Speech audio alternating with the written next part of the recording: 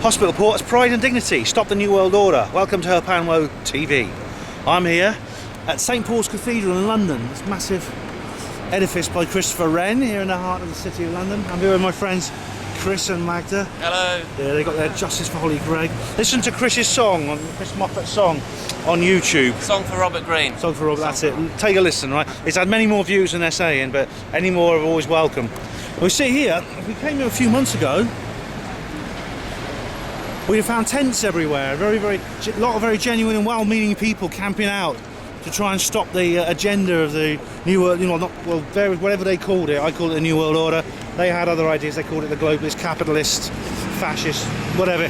We all know what we're talking about anyway. And they were all here camping out. Most of them were very genuine people, but it all went wrong. And some people are saying it was never right from to begin with. What do you reckon about that? Yeah, it wasn't.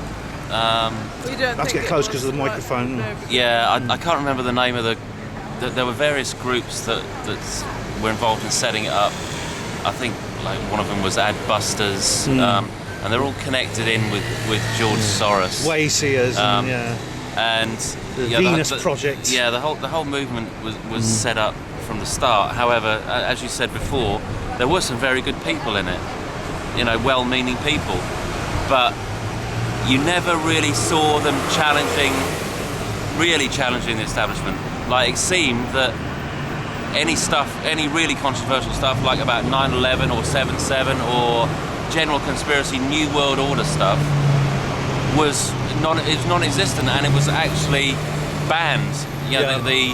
The people who were supposedly running this, banned that sort of thing. Yeah, I've had experience of this myself, because they say things like you're crazy, you're mentally ill, or you're part of the far right, and they say all kinds of things about us just for saying things like 9/11 was an inside job, the New World Order, the banks and things like that. So it's like, and of course, conspiracy-wise, you as you said before, you have Tavistock involved in this. And what I think, certainly some of these occupiers were, and maybe all of them, are possibly a Tavistock social experiment. Yeah. They did the social dreaming experiment here. That's admitted. I was trying to think of the name for the social dreaming. Yeah, and I think that they probably the whole thing was an experiment, because this is what these people do. Yeah. They find out information about how people react in certain situations, and they just, and some of the leaders of the Occupy, aren't necessarily bad people per se, but I would say some of them are plants, but some of them are just ignorant of what really goes on in world politics and how dirty and deceitful and how compartmentalised it all is. A lot of them, I think, are well-meaning but naive people. As you say, as commonly known as Dom exposed, they're the whole thing. The moment the Tavistock Institute stepped in, I think that was the biggest. Any doubts I had that this was staged or was occupied and controlled evaporated. Would you reckon, Magda? Do you think so too? Definitely. I had the doubt from the very beginning. Yeah. Just any time anything is so big on the news, it actually gets mentioned. A sort of radical group actually gets mentioned on the TV. Well, then it can't be that radical then, because usually what they do on the news is they completely don't mention anyone who's actually got anything on any information, any radical proper. Exactly, it's controlled. It's acceptable radicalisation because they have to have the illusion of opposition, and I've often said that. And when I saw BBC reports, etc., mainstream reports on the news from here, there were no protesters sort of hanging around behind the reporters with controversial signs, trying to get the message out. They just left them alone to do their propaganda piece. And of course, in the end, it turned into a climate camp. Which I witnessed, and the climate camp stuff is just complete brainwashing. And you have these people on the left of politics who have no idea that the same people who control the left of politics control the right of politics. Absolutely. Like, you'll find the names Rothschild and Rockefeller all over the green agenda, and and these people think that this is going to be good for humanity and the planet. You've got to be kidding me. I was just saying, basically before it's gone now. It's completely gone. It's broken down. But before it was broken down, it was just essentially a climate camp event. And of course, as you say, the climate camp. Well, the climate camp. The whole thing about climate, that is of course referring to this theory of the fact that our emissions of carbon dioxide, or carbon, TM as it's called today, is somehow causing the climate to change. Now this is actually not true, it's a lie, and it's a very, very sophisticatedly worked out lie. Unfortunately, a lot of people believe, and it's being used to implement some of the most destructive and worrying agendas. And as you say, Rothschilds are involved, Soros is involved. There's various other the green Nazi organisations, as they're called, you know. And the oil industry seems to be involved. People think that that's against the oil industry. Oh my God! Oh. Yeah. They're already benefiting from all the carbon cuts and credits and offsets and God knows what else. It's just mind-boggling. It's just the whole new currency, the carbon currency. It's. I was reading Nexus magazine that carbon credits could actually become this world currency that they're talking about. It actually so This is carbon what they're emissions- aiming yeah. They've already started that Carbon system emissions in would a be. little island. Norfolk somewhere. Island. It's Norfolk Norfolk Island, there's an It's experiment already- going on as we speak of having carbon credits as a currency. And this is what they plan to roll out throughout humanity. And ultimately, they want the carbon credits on a microchip under your skin as well. So, if you don't toe the line, then basically, at best, your chip gets switched off. At worst, they send electromagnetic waves to your chip to make you ill or kill you. Yeah, and the whole thing. Ironically, the only harmless thing we do emit, carbon dioxide, will be stopped. But instead, we'll be pouring radiation from nuclear fission reactors.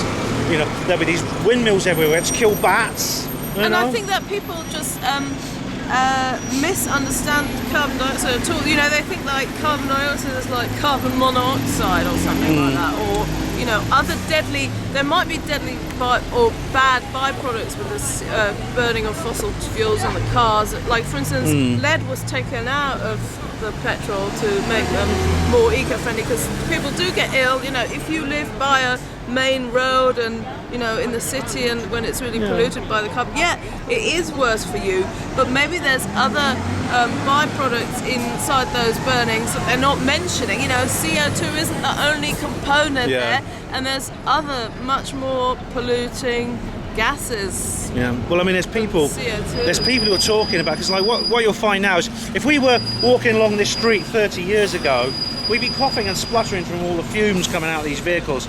Now, because of catalytic converters and filters and better quality fuel, these vehicles now burn their fuel more clean. There's much less exhaust fumes coming out of them. But of course, they say, well, that doesn't matter. What matters is the carbon dioxide is the dangerous thing that comes out of them. No, it's not. And this is the thing. There's some people actually talking about putting pollutants back in the fuel in order to create smog to reflect sunlight. And maybe this is what chemtrails are, at least on one level. I mean, this is probably logic. This is the cover story. I bet the pilots who fly the chemtrail planes, they're told that it's just we're creating a sunscreen to keep try and cool the earth down. Yeah. Well, according to one guy who went into a small private airport in America and filmed, one of the pilots admitted he was spraying, but he just said that he was spraying silver iodide.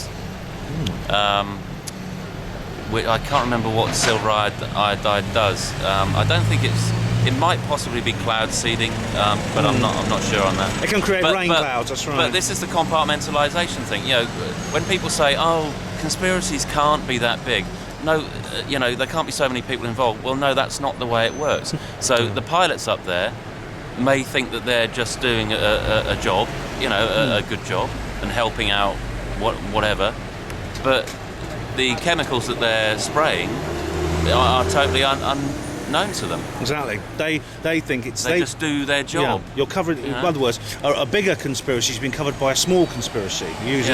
And that's very true. I mean, big lies covered by small white lies. We say, well, it's against global. They say, don't tell anyone, right? Because we're in a secret project to stop global warming. No, that's not what it's really about. That's what you're told to keep you quiet. We'll give you a few bonuses just to keep quiet as well. Yeah. Just to prove how much we appreciate you. Keep quiet. And there's people people who are saying with beneficial, sort of in a benevolent way, you know, we need to really reduce 3/4 of the world's population, you know. So we just ask them nicely not to have kids.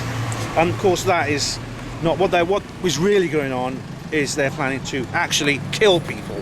Yeah. And also You know. Well, another they are slow example. kill Yeah. at the moment. Slow and kill. And also another example of the compartmentalisation is how Dom recently made a video as well talking to police officers about what is a breach of the peace, and they didn't want to answer this question because really they didn't know that. You know, they were saying, well, we're not legal, we're not lawyers, we're not, you got to consult the law books. No, we're not lawyers, we're just doing our job, sort of thing. But Yeah. they sort of did realise, and Dom obviously made the point. You know, you are enforcing the law, so you should really know the law. Exactly, yeah. Ignorance of the law is not an excuse. It's amazing how many police officers actually don't they know really it. kind of got them in a sort of Yeah. whoops, in a kind of weird position to be in, and that illustrates the compartmentalisation. How can they be enforcing the law when they don't know the law themselves? Yeah. And It's- what kind of a law is it when you have to study for God knows how many years, how many law books and everything, and you still don't know the law and, Yeah. and everything? Well, this is the thing, and very few people do, and a lot of it. Unfortunately, a lot of the tricks that we fall victim for as a species are for no other reason than we have been tricked. I mean, there's no other excuse. There's no explanation. We have been tricked. And I mean, you were saying earlier about how big lies cover small lies cover big lies. Well, I mean, it was Hitler's propaganda minister Joseph Goebbels who said, the bigger the lie, the more easier it is to actually promote it. You know, I mean, it's hard to cover up what Bill Clinton, who he's shagging, you know, in his office. You know, that's hard. It's hard to cover things like that because that's a little lie. But the thing is, if you say, well, Bill Clinton's actually smuggling drugs, which he was, or you say he's plotting extermination of people and murder of people and 9/11 and stuff like that, you know, you don't have to cover that up because it covers itself up because it's so outrageous and it's injected almost as a matter of instinct. Yeah. Yeah, and people, the reason they get away with big lies is that it's very, very hard for most people to actually take in something that bad. Yeah. You know, they horrific to contemplate, too don't want to traumatic. deal with it, so they just, you know, compartmentalize it in their minds and just put it in a little box away somewhere. Trauma-based denial. And Yeah. you know, don't ask any questions. This is how they get away with reporting the absolute rubbish on the problems that are going on in this world, like when terror attacks occur. This is how they get away. People don't ask questions because, you know, if they do, then they're not going to find the answers that they really want. And it takes some guts for people to actually ask these questions because you're not going to find very nice answers. Yeah, we're going to have to. Well, what I would say is that however difficult it is, we've got to do it, haven't we? We've got to do it. Yeah. It's starting to rain. Humanity's got to grow a backbone. Yeah, that's it. Well, here we are. This is St Paul's. There's a big statue. I think that's Queen Victoria again up there. Is that? Yeah, there's the old Barrack Hotel, surrounded by these mini. Oh, there's so much on symbolism. We could be here all week talking about symbolism. Anyway, And what is she doing Victoria. with a pitchfork?